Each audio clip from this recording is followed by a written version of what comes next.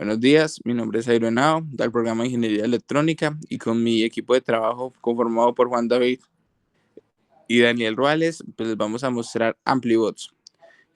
AmpliBots es un módulo didáctico pues, diseñado con un BJT con base común.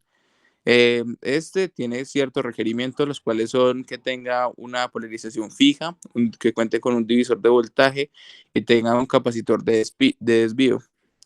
Eh, para pues esto principalmente es una implementación que podrá hacer ciertas variaciones, las cuales cuentan con una variación en la que pueda variar la resistencia, también el capacitor y pues tenga todos los requerimientos que se piden anteriormente. En métodos e instrumentos, pues el delineamiento del diseño del circuito, el cual primero que todo se observaron los requerimientos que nos pedían, después se diseñó un circuito, el cual pues tiene todo lo que nos piden, después se procedió con el diseño, pues con el modelo 3D. Y por último, pues se verificó pues que todo estuviera bien, correctamente y que tuviera todo lo que nos piden.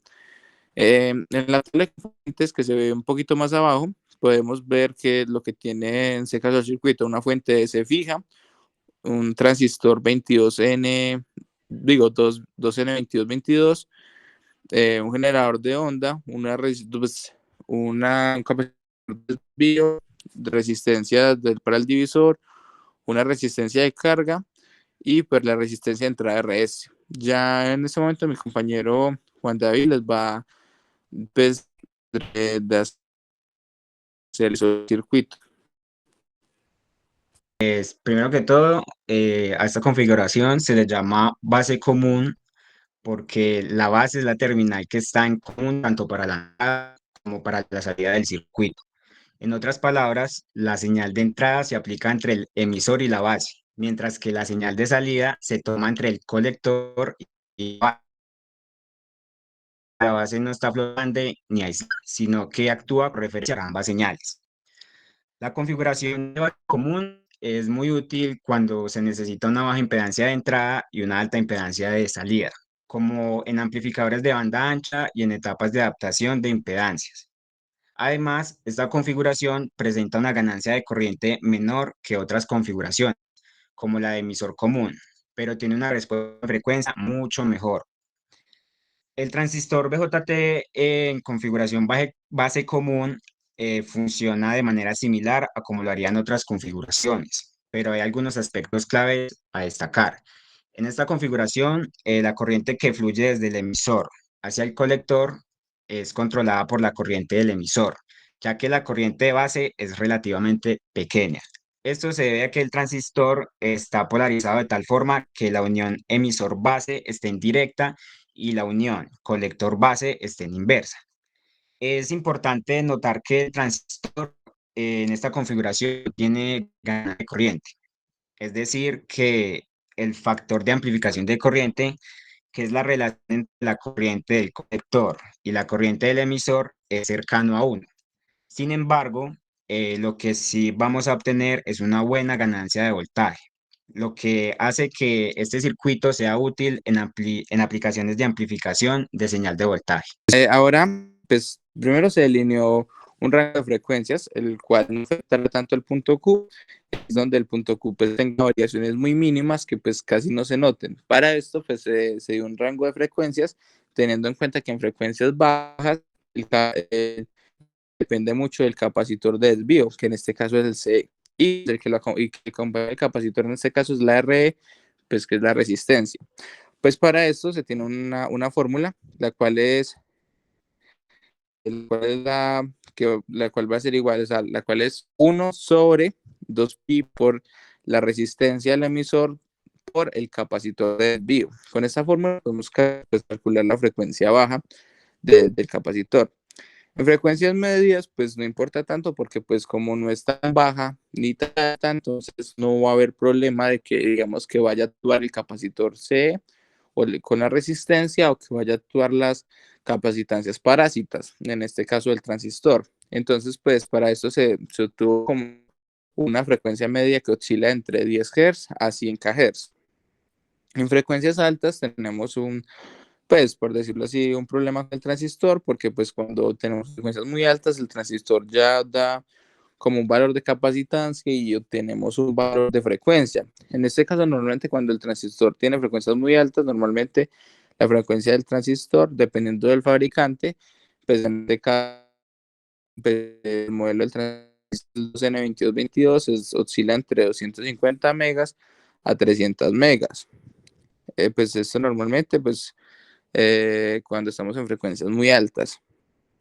Listo. Ahorita para el valor de las resistencias, pues en este caso la RE, o sea, la resistencia RE, pues normalmente depende de la retroalimentación negativa, o sea, del circuito.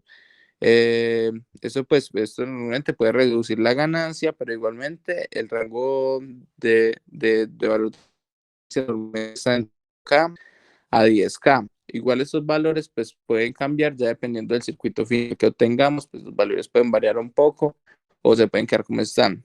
En la resistencia RC, pues normalmente el punto Q no va a cambiar mucho, pero sí el valor de la ganancia.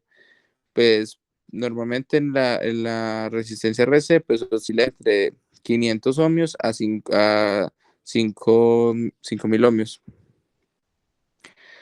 Más abajo tenemos el otro valor de resistencias, que en este caso es el divisor de voltaje, la R1 y la R2, que pues estos valores oscilan entre 10K y 100 kHz.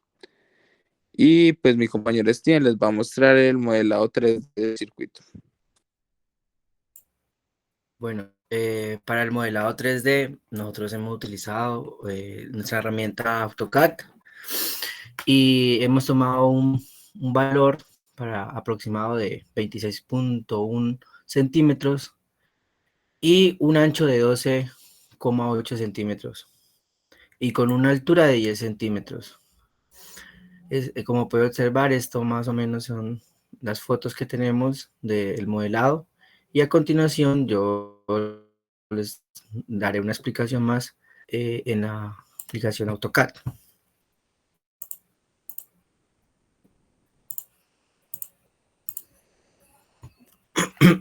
Bueno, nosotros en el diseño hemos puesto borneras para poder adaptar la fuente BCS y la BCC, que BCC sería la onda o el generador de señal y BSC sería la fuente DC. Y en las resistencias para las configuraciones que se nos requirió, hemos puesto también borneras, por ejemplo en RS, en CE, que sería el capacitor de desvío, el R2, que sería la resistencia de divisor de tensión, y RL. Entonces, hemos tomado un aproximado de más o menos 6.4 de diámetro para las borneras. No es un 6.4 milímetros, o sea, no es tan grande, o 0.6 centímetros. Y este modelo lo vamos a diseñar en madera y el acabado, podría decir, un cuadrado, no es de pronto redondo, sino un cuadrado totalmente. Eso sería todo, profe. Muchas gracias.